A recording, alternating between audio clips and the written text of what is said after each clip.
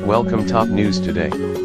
For more than a year now, I've been hearing from people in the inner circles of official Washington, lobbyists, Republican pundits, even a few Republican members of Congress, that Donald Trump is remarkably stupid.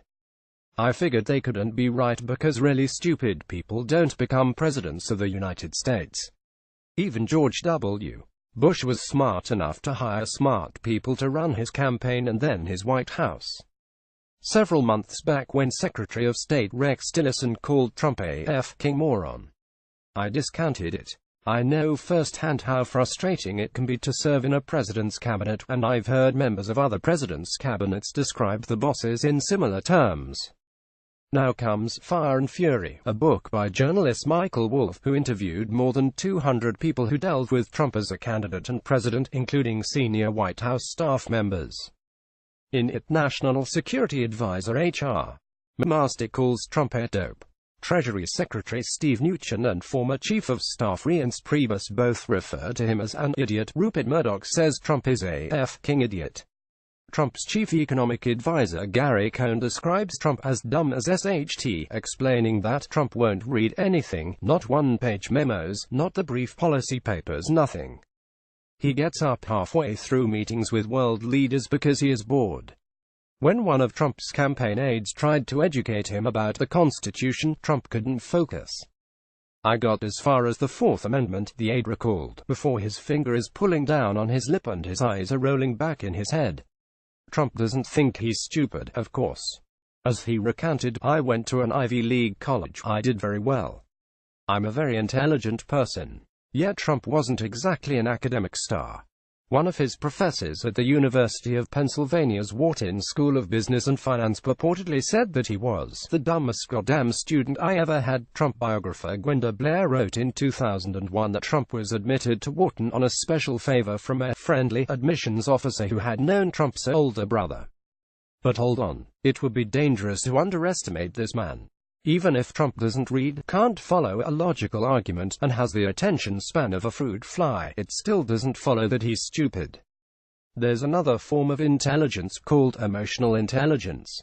Emotional intelligence is a concept developed by two psychologists, John Mayer of the University of New Hampshire and Yale's Peter Salovey, and it was popularized by Dan Goleman in his 1996 book of the same name. Mayer and Salovey define emotional intelligence as the ability to do two things: understand and manage our own emotions, and recognize and influence the emotions of others. Granted, Trump hasn't displayed much capacity for the first.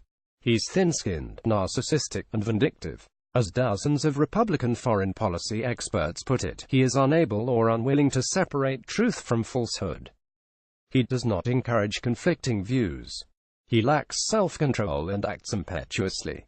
He cannot tolerate criticism. Okay, but what about Mayer and Salovey's second aspect of emotional intelligence, influencing the emotions of others? This is where Trump shines. He knows how to manipulate people.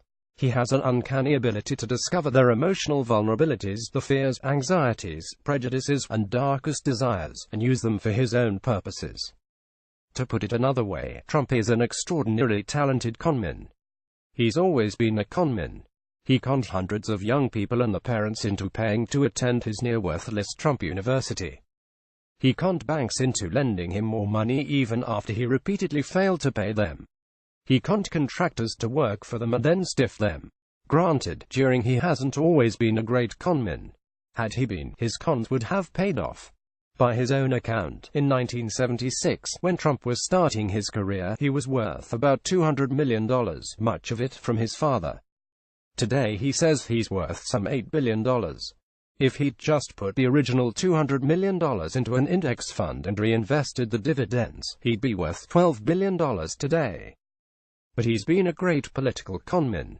He conned 62,979,879 Americans to vote for him in November 2016 by getting them to believe his lies about Mexicans, Muslims, African Americans, Barack Obama, Hillary Clinton, and all the wonderful, beautiful things he'd do for the people who'd support him.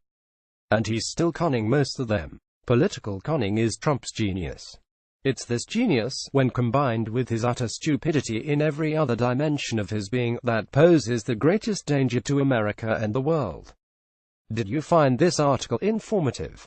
Please consider contributing to Eurasia Review, as we are truly independent and do not receive financial support from any institution, corporation or organization.